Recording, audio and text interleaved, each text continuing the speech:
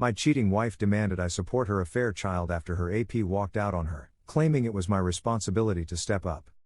Hey Reddit.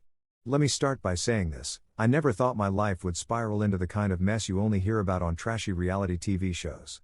But here I am, picking up the pieces of a shattered marriage while being dragged into a situation so absurd it could almost be funny, if it wasn't ruining my life. I married Sarah 6 years ago. She was everything I thought I wanted in a partner: kind, loving, supportive.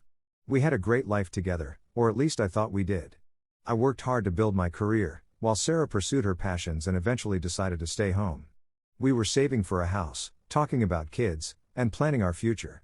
It all seemed perfect. Until it wasn't. About a year ago, I started noticing little things that didn't sit right. Sarah would get overly defensive if I asked about her day. Her phone became practically glued to her hand, and she'd smile at her screen in a way that made my stomach turn. Late-night errands became more frequent, and her explanations for them were increasingly vague. But every time I brought up my concerns, she brushed me off, calling me paranoid. Then came the night that changed everything. I was cleaning up after dinner when Sarah got a call. She stepped into the other room to take it, but her voice carried. She was laughing, speaking softly, using a tone I hadn't heard in months. I couldn't make out every word, but I caught enough. "Babe, miss you, can't wait." My heart sank. When she came back, I confronted her. She denied everything, said it was just a friend. But her face gave her away. I pressed harder, and that's when she cracked. She admitted to having an affair with a man she'd met through a mutual friend. She claimed it had started as a fling but turned into something more. The words hit me like a freight train. My wife, the woman I trusted with my life, had been sneaking around behind my back. She promised it was over. Swore up and down that she would end it and begged me to give her another chance. Against my better judgment, I agreed. I loved her. I wanted to believe we could fix things. But I also couldn't shake the nagging feeling that there was more to the story. Fast forward 6 months. Things between us were tense but manageable. I thought we were making progress. Then Sarah dropped another bombshell. She was pregnant. My mind raced.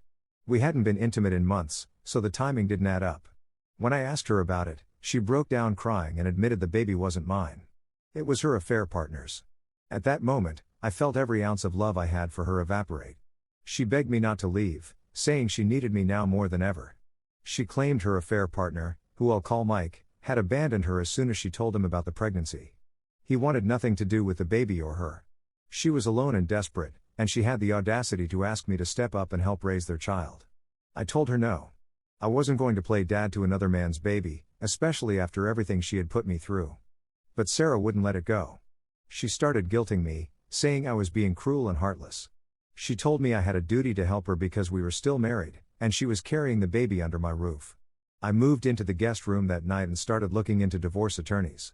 I knew our marriage was beyond saving, but Sarah refused to accept it. She kept trying to convince me that we could make it work, even as her belly grew and the reminder of her betrayal became impossible to ignore. The final straw came when she sat me down one evening and handed me a folder. Inside were documents outlining her plan for me to legally adopt her child once it was born. She had even gone so far as to fill out some of the paperwork. I couldn't believe her audacity. When I told her I wouldn't do it, she exploded. She called me selfish, accused me of abandoning her when she needed me most, and said I was no better than Mike. I packed my bags that night and left.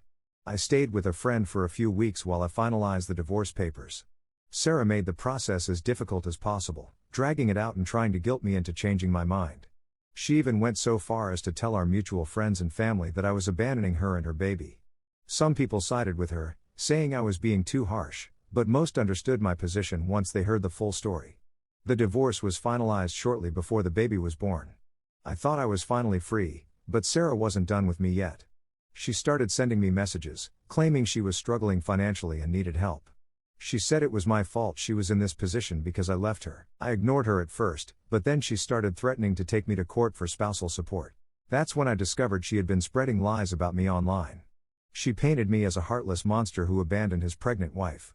She even went so far as to claim the baby might be mine, despite knowing full well that it wasn't. It was a nightmare. I had to hire a lawyer again to deal with her baseless accusations. Thankfully, the court saw through her nonsense and ruled in my favor. But the damage was done. My reputation was tarnished, and I was left emotionally and financially drained. It's been a few months since all of this went down, and I'm finally starting to rebuild my life. I've cut off all contact with Sarah and blocked her on everything. I've also distanced myself from anyone who sided with her during the divorce. Looking back, I can't believe how naive I was.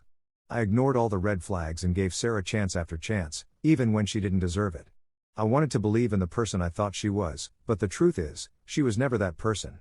If there's one thing I've learned from this whole ordeal, it's to trust my instincts. If something feels off, it probably is. And as much as it hurts to walk away from someone you love, sometimes it's the only option.